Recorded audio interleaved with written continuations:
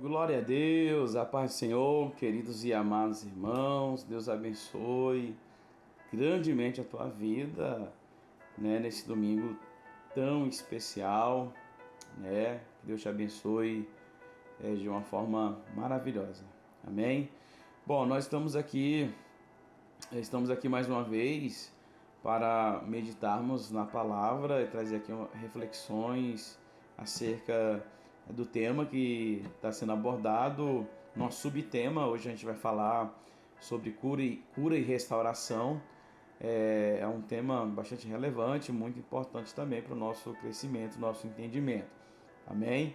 Desde já quero dar aí a todos bem-vindos e bem-vindas nesse momento tão especial, mais uma live, tá?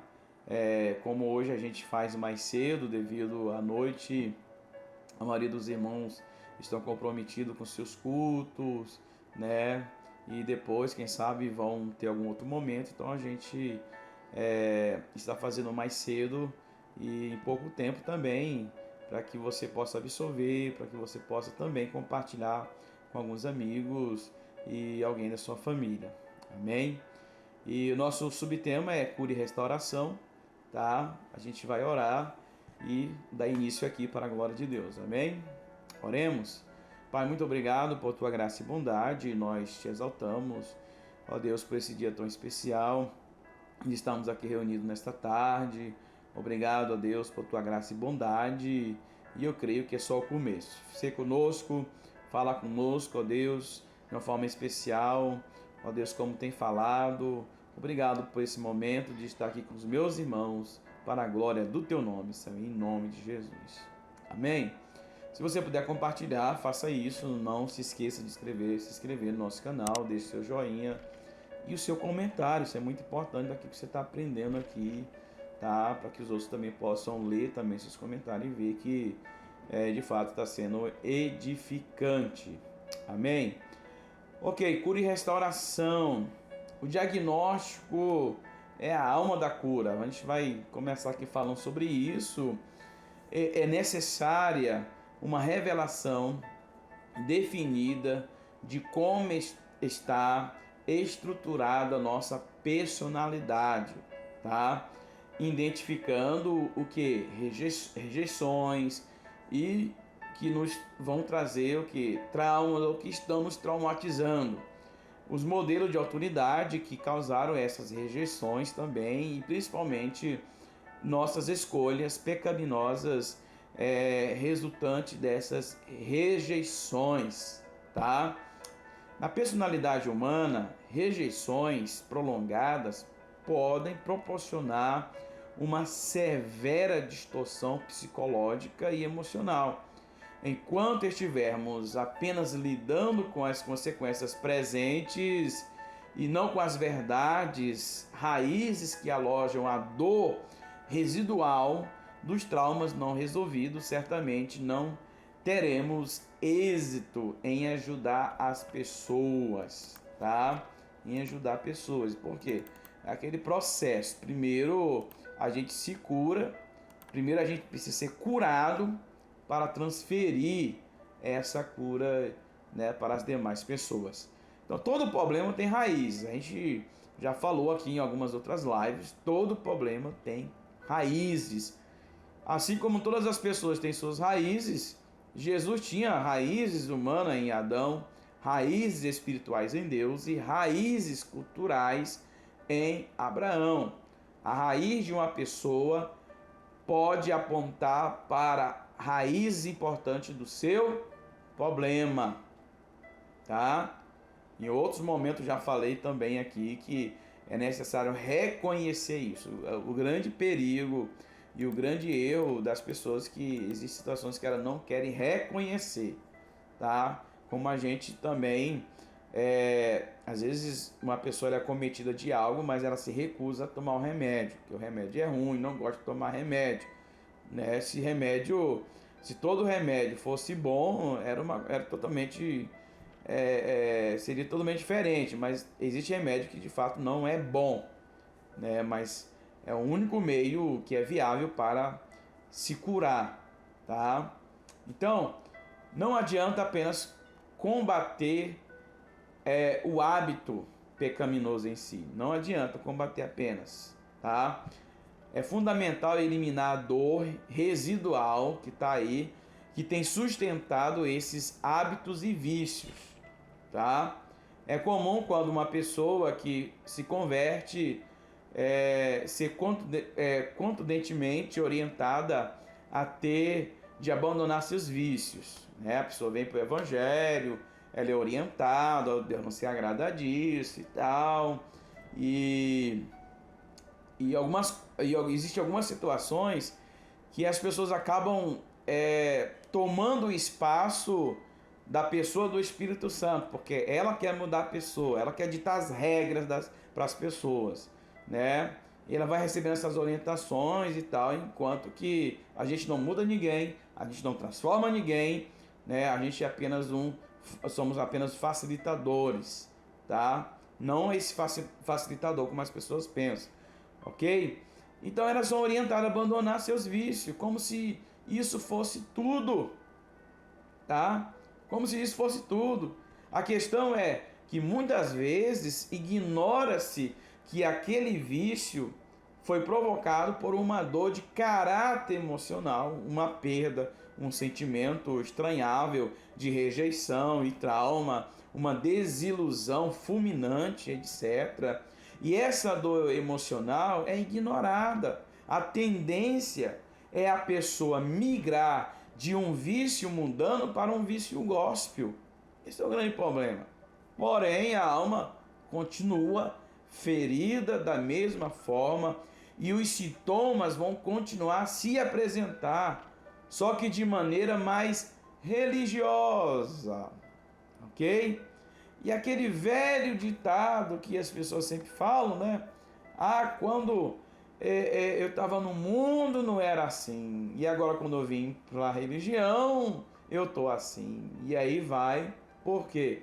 Porque as raízes não foram trabalhadas, tá?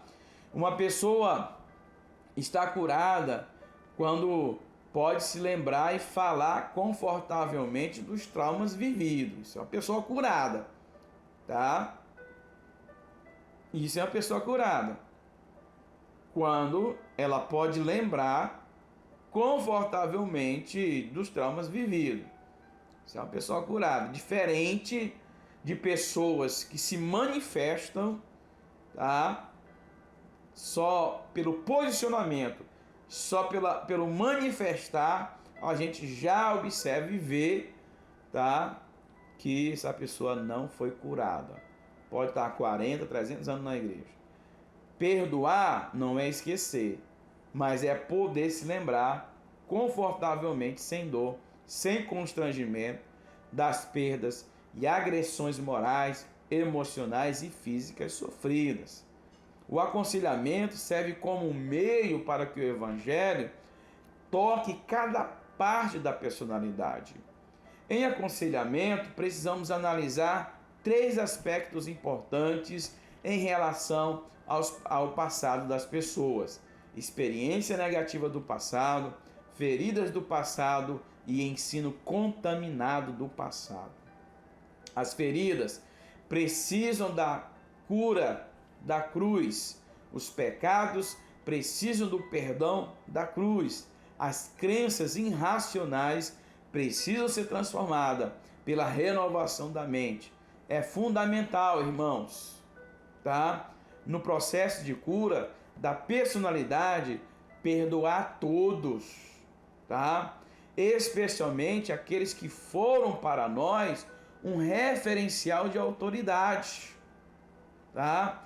E que falharam conosco, como também nos responsabilizar pelas escolhas pecaminosas que fizemos, visto que ninguém pode nos ferir sem o nosso consentimento, tá? Sem o nosso consentimento. Então eu quero te dizer que o teu pastor vai falhar contigo, eu posso falhar, posso errar, sou cheio de falhas e defeitos como você, tá? Então crie expectativa em Deus e não no homem, tá? É homem de Deus, é mulher, esse homem de Deus, essa mulher de Deus falha, erra, tem pecado, E isso tem virado idolatria. Não, mas o bispo tal, o apóstolo tal, o querubim tal e... Não, para com isso. A honra e a glória é para Jesus. Tá? E a gente falou do poder negativo e do poder e da influência negativa e da influência positiva, que as pessoas acabam que, né? É aquele ditado que sempre é falado do me engana que eu gosto. As pessoas vão gostando, vão tendo prazer, e não funciona assim. Então você tem que entender que o teu líder vai falhar, vai errar, como nossos pais erraram conosco também, nossos filhos erram, tá? Todo mundo que está na igreja, irmão, não é porque é 100% perfeito, não. Todo mundo tá lá, tem defeito, tem falha, é ignorante, né? Tá lá, o bom que tá lá, porque tá recebendo a palavra. Amor não muda. Tem casos e processos na vida da pessoa que é só quando Jesus voltar, viu, irmão?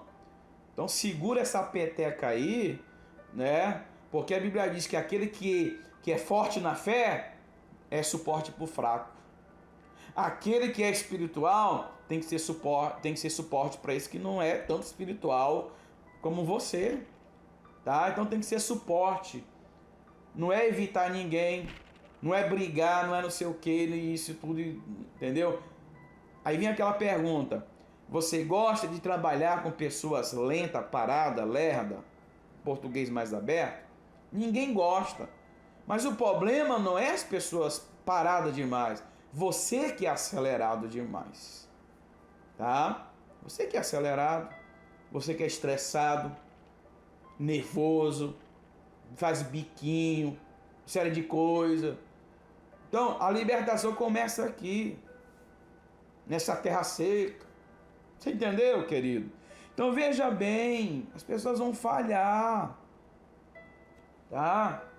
Ser usado por Deus não quer dizer ser aprovado. Todos nós estamos no processo dentro da igreja. Às vezes a pessoa fica, é porque é crente e tu não é, não. É porque diz que serve a Deus e você não serve. Todo mundo está sujeito a falhas e erros. O bom disso tudo é que ele não está no Egito. Ele está lá na igreja se esforçando. Pelo menos eu penso que ele está se esforçando, né? Que ele quer alguma coisa para a glória de Deus. Tá? Pior é aqueles que não querem e rejeitam. Então veja bem, queridos, tá?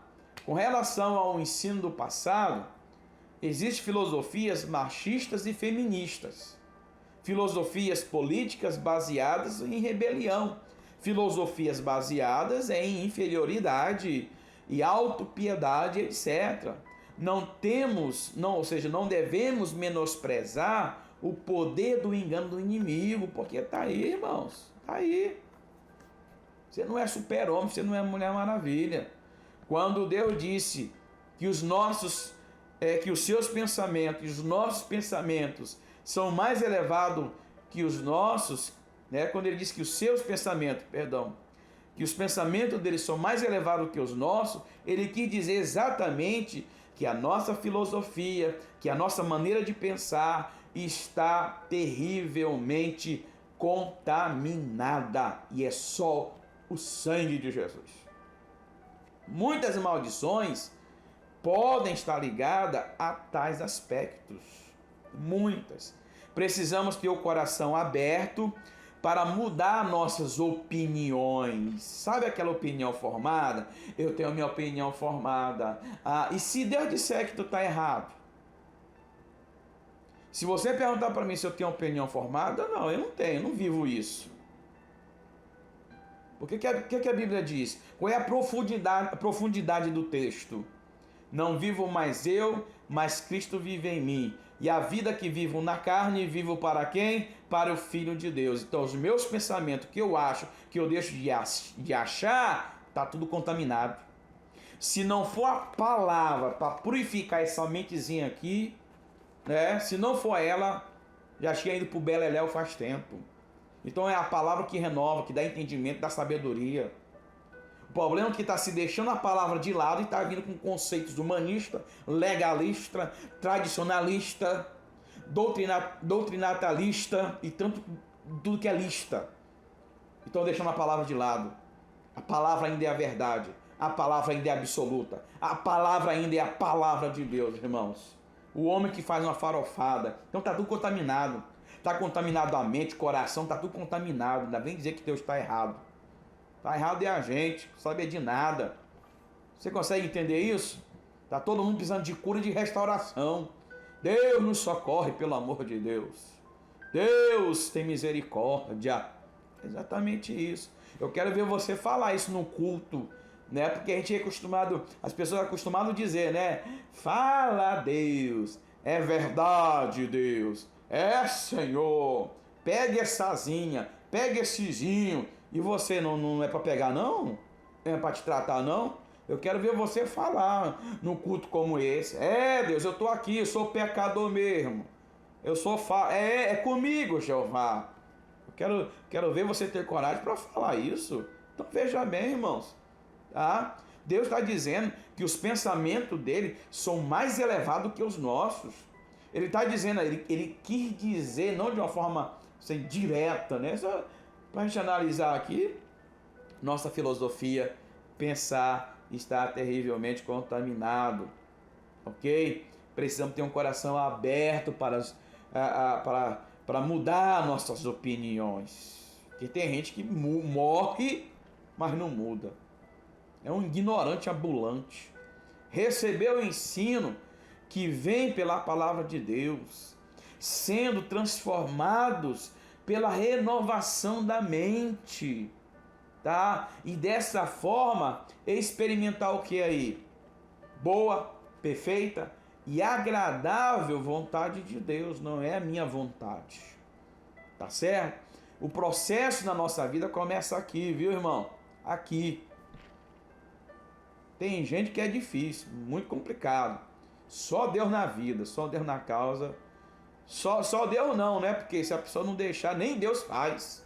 O negócio é tão complicado, irmão. Então veja bem, vamos falar sobre trauma fisiológico. Cientificamente, uma criança nasce com apenas 25% do seu cérebro formado. Com 1 ano e meio de idade, já está com a metade dele pronto. Tá? Aos 4 anos, com 75%, e aos 6 anos, com 90%, e aos 17, o cérebro está completo e maduro. Sob a perspectiva da formação cerebral e de todo o sistema nervoso, a personalidade de uma criança é fisiologicamente formada até seus 6 anos de idade. Portanto, principalmente durante esse período, até os 6 anos, e se vai determinar se esta pessoa é amada, é importante, e se a vida é hostil ou não, se ela terá de viver ou tentar sobreviver diante das ameaças e etc. Tá? Traumas e abusos nesse período podem gerar severas e fortes distorções de caráter emocional e comportamental. Problemas e traumas que acontecem até os 6 anos são muito mais difíceis de serem resolvidos, tá? Aqui entra a necessidade de uma cura divina sobrenatural, a intervenção de Deus. Nesse período tão delicado da vida, de maior necessidade de cuidado, é que o inimigo tenta concentrar seus ataques. Alguns dos principais ataques demoníacos podem ser listados aqui. E eu quero descrever para você, tá? Que é listados. Primeiro, críticas contra a gravidez, tá? Concepção indesejada. A criança é concebida na luxúria e não no amor, tá? Outra descrição: tentativa voluntária de aborto ou qualquer outra forma de rejeição da gravidez, tá? Rejeição do sexo, tá? Sonhou com a menina, veio o menino. Sonhou com menino, veio menina. E olha que tem muitos casais com esse problema, tá? Ou não veio menina e nem menino. Ou seja, perdão, veio só homens ou veio só menina. E aquele paizinho, aquela mãezinha queria tanto uma menina, mas só veio homens, tá? Queria tanto, mas só veio homens. Queria tanto menina, rapaz, mas só veio mulher. Então vai tendo essa rejeição pelo sexo, isso é muito complicado. Existem coisas que eu poderia falar aqui, irmãos, mas não dá, que a gente só fala em nível de seminário quando a gente vai ministrar, que é uma semana, é 7 noites, são 7 dias, é bem profundo mesmo e o tempo não dá, tá? Tô dando aqui uma palhinha, né? E quem sabe um dia eu posso ir em algum lugar que Deus nos direcionar e você participar desse momento riquíssimo, tá? De aprendizado. Então nós temos aí rejeição do sexo. Uma outra coisa, conflitos e fortes brigas conjugais, tá? Ok? E a gente vê que existe muitas situações desses conflitos. Uma outra coisa, abuso sexual na infância, incesto, foi acometido, abandono de pais, espancamento físico e moral, fome, miséria, doenças graves e longas, e etc. Então, muitas dessas coisas quase sempre estão ligadas à consagração, a entidades demoníacas legadas pelos próprios pais, tá? Ok? Depois do aborto, o maior trunfo do inimigo é o abuso sexual. Quanto maior o grau de parentesco do abusador, pior são as consequências. Abuso sexual prolongado provoca as mais sérias distorções e conflitos numa criança, tá? Produz uma condenação muito forte, porque ao mesmo tempo em que é algo hediondo, também dá prazer e a criança toma para si toda a responsabilidade do adulto que está abusando dela, tá? E o salmista ele diz, Salmo 51, verso 5: Eis que eu nasci em iniquidade, e em pecado me concebeu minha mãe. Este texto bíblico afirma que entramos no mundo agressivo e oprimido pelo pecado. Uma criança que foi abusada ou abandonada terá seus relacionamentos futuros afetados. Outras situações severas, como perda dos pais por morte ou divórcio, tá? Confirma a influência da hostilidade já recebida, levando a pessoa a fechar essas experiências numa gaveta. Esse lixo engavetado ou colocado debaixo do tapete da alma passa a influenciar negativamente ou até mesmo bloquear o desenvolvimento psicoemocional da pessoa. A pessoa terá terá de escolher continuar vivendo com isso ou abrir a gaveta, levantar o tapete e dar o passo doloroso em direção à cura e restauração da sua vida, tá? Isso é muito importante. Cuide dos seus filhos, pais. Cuidado com quem você deixa seus filhos, por mais que seja parente. Mas a pastora tivemos esse cuidado, tá? Quem nos conhece sabe quando Melissa nasceu, foi no período nós estávamos pastoreando em Boa Vista, né? E ela tinha um medo, a pastora tinha um medo, na verdade, mas é um medo do lado bom, não ruim. Existe um medo positivo e o negativo. E então, aonde a gente ia, levava a Melissa, né? A Melissa andava com a gente, retiro, encontros, né? Desde desde a barriga, né?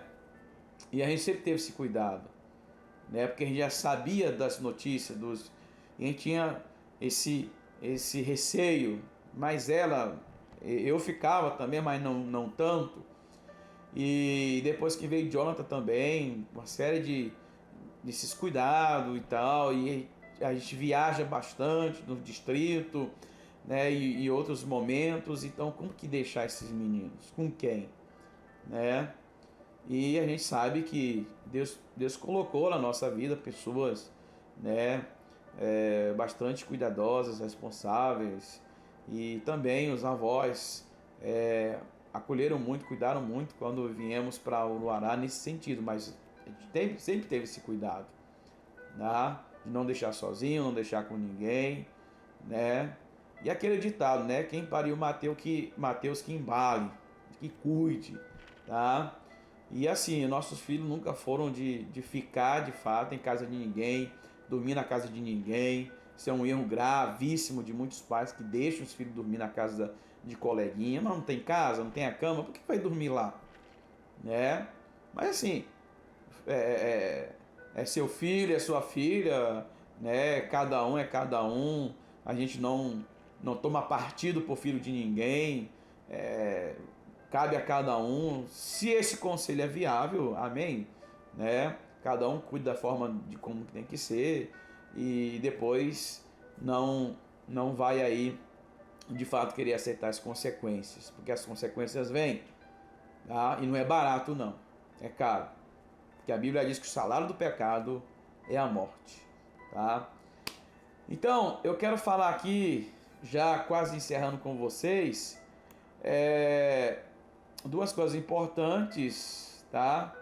Para a gente encerrar, eu quero falar sobre os ratos da despensa. Na tua casa tem rato? Tem, ele é grande, é pequeno. Tem umas casas que você vai que os ratos parecem ser do tamanho de um coelho, né? Você fica até assustado quando parece que estão fazendo criatórios de ratos ali, né? Mas assim, é apenas uma distração. Mas se tiver, né, tem que ter cuidado, né? Tem que matar os ratos. Dar um jeito neles, né, para sumir. Os ratos da despensa. Quando existe uma proliferação de rato na despensa da sua casa, você tem duas opções: trancar a despensa e perder um cômodo, né, ou abrir a porta, deixar a luz entrar, limpar a despensa, caçar os ratos, exterminá-los e reconquistar o espaço perdido, porque até então está sendo dominado aí pelos ratos, parasitas e tal. O passo da confirmação precisa ser dado, entenda bem isso. A confissão dos pecados ocultos e traumas tem o poder sobrenatural de purificar nossa consciência de toda obra morta, tá? Quebra o poder, tá, da condenação satânica. A confissão é a arma adequada para libertar a consciência da culpa, vencer o medo, a vergonha e o poder das maldições, tá? E Hebreus 9,14 diz: quanto mais o sangue de Cristo, que pelo Espírito eterno se ofereceu a si mesmo imaculado a Deus, purificará das obras mortas a vossa consciência para servirdes ao Deus vivo. A cura só vem quando expomos nosso trauma, tá? Trauma se alimenta do nosso silêncio, que se concretiza pela falta de perdão e confissão. O ponto da cura reside naquela situação na qual não queremos que Deus chegue, tá? Mas certamente é lá que Ele quer chegar. Ele quer chegar lá para te curar, tá? Deus quer chegar àquelas feridas, tá? Deus quer chegar àquelas feridas. Nós não queremos que Ele chegue e ninguém toque. Por isso que tem gente que é difícil no aconselhamento, porque ela não se abre, ela não fala, ela conta uma história, vai arrodeando e tal. E aquelas áreas escuras das quais fugimos e nos lembramos com profunda dor e agonizante vergonha, né? É complicado. Então este é o ponto da cura e da libertação da alma, tá? O grande golpe sobre o pecado que nos fere e o trauma que nos prende é expô-lo, é colocar para fora.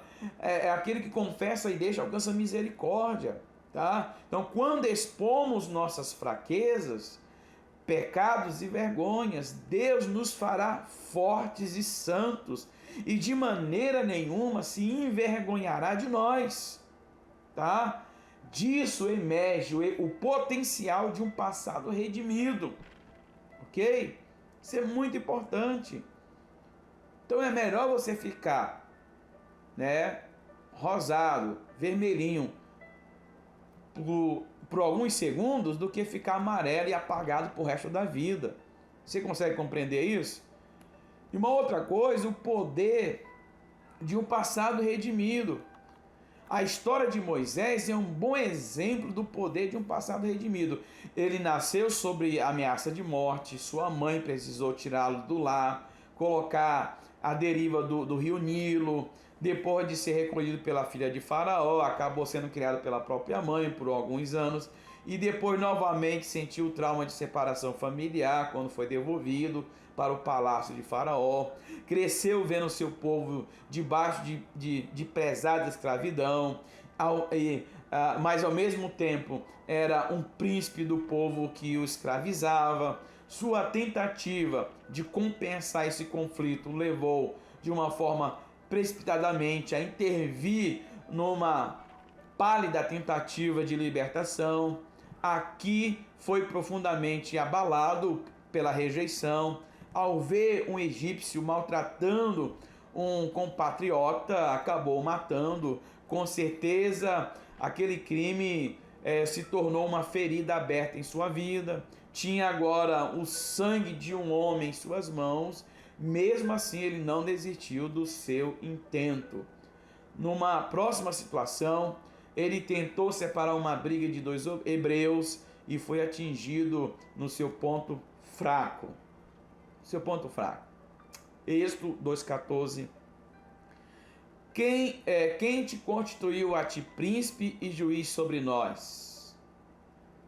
Pensas tu matar-me como mataste o egípcio?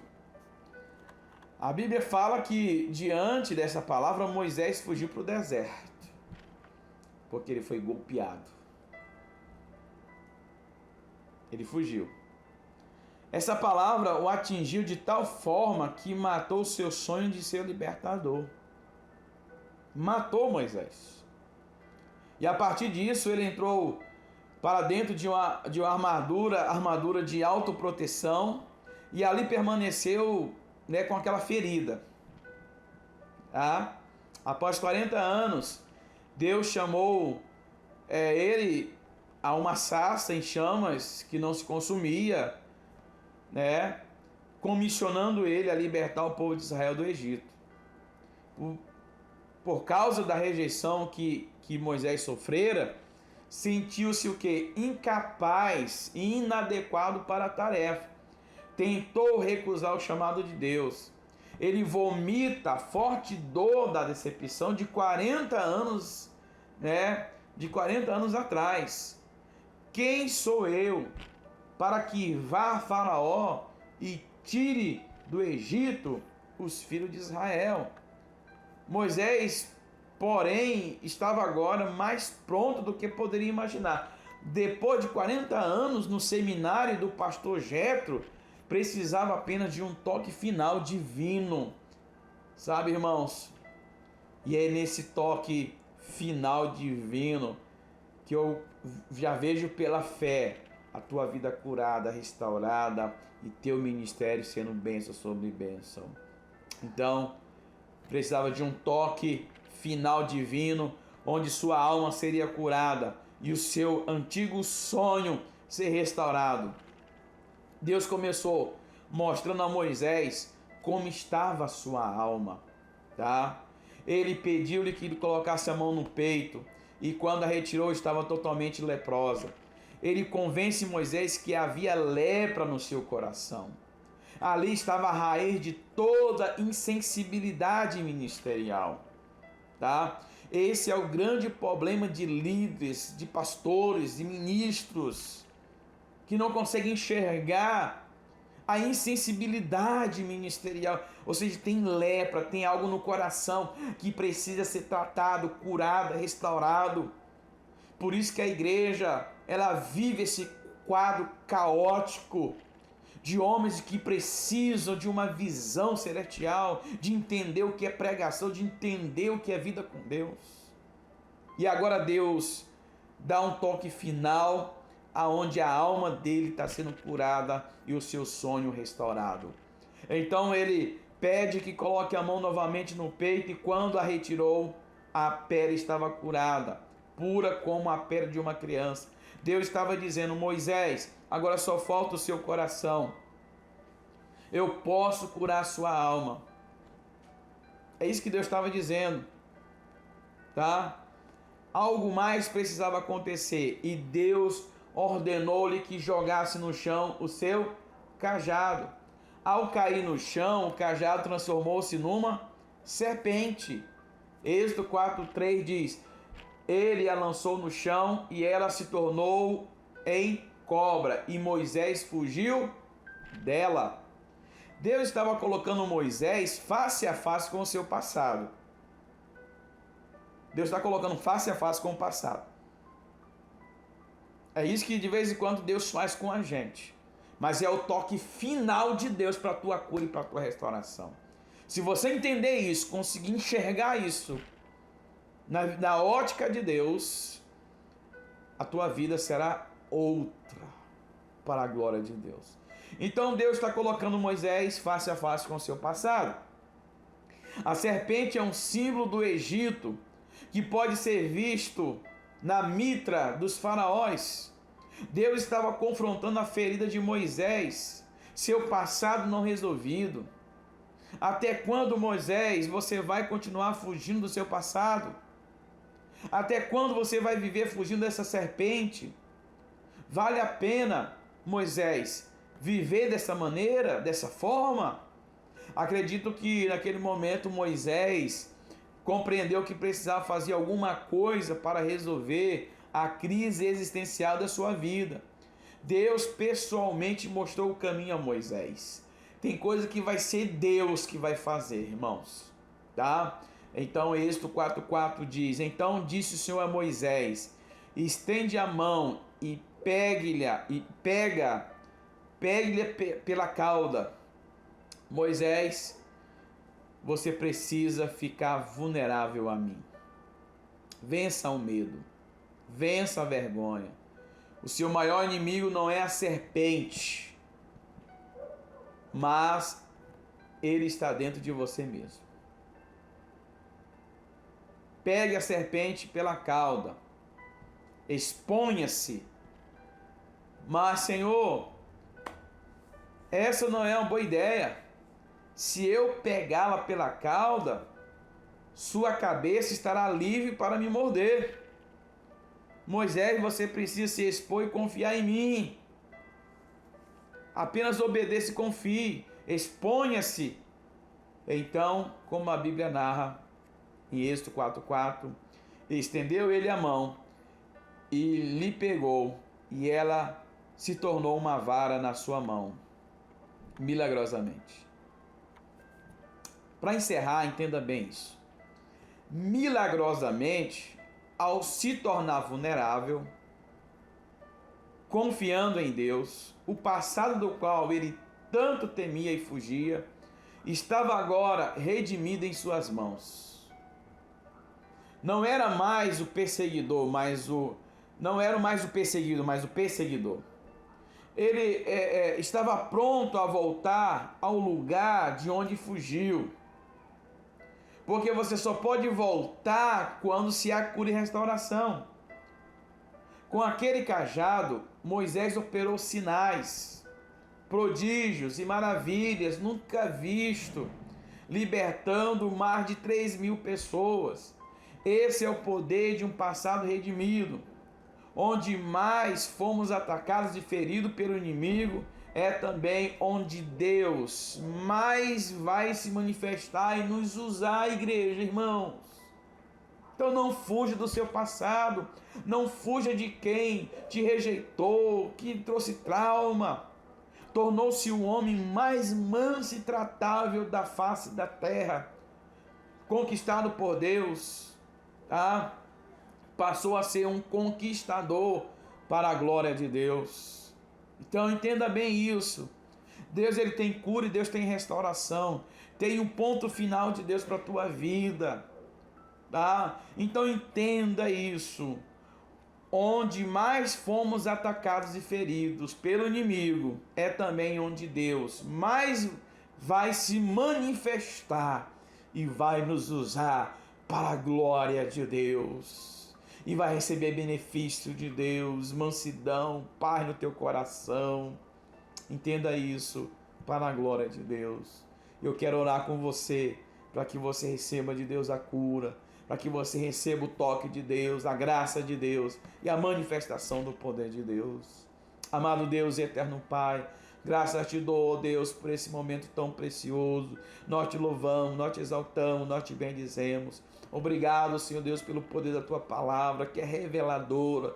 E de fato nós queremos o teu toque, teu agir, Senhor. Oh Deus, vem, Senhor, nos transformar, vem agir com o teu poder, com a tua graça. Senhor, traz cura, traz restauração para o meu irmão, para a minha irmã. Oh Deus, tem misericórdia, Senhor. Opera com o teu poder. Que haja a tua intervenção para a glória do teu nome. Nós precisamos, nós necessitamos. Deus, usa de misericórdia, Senhor.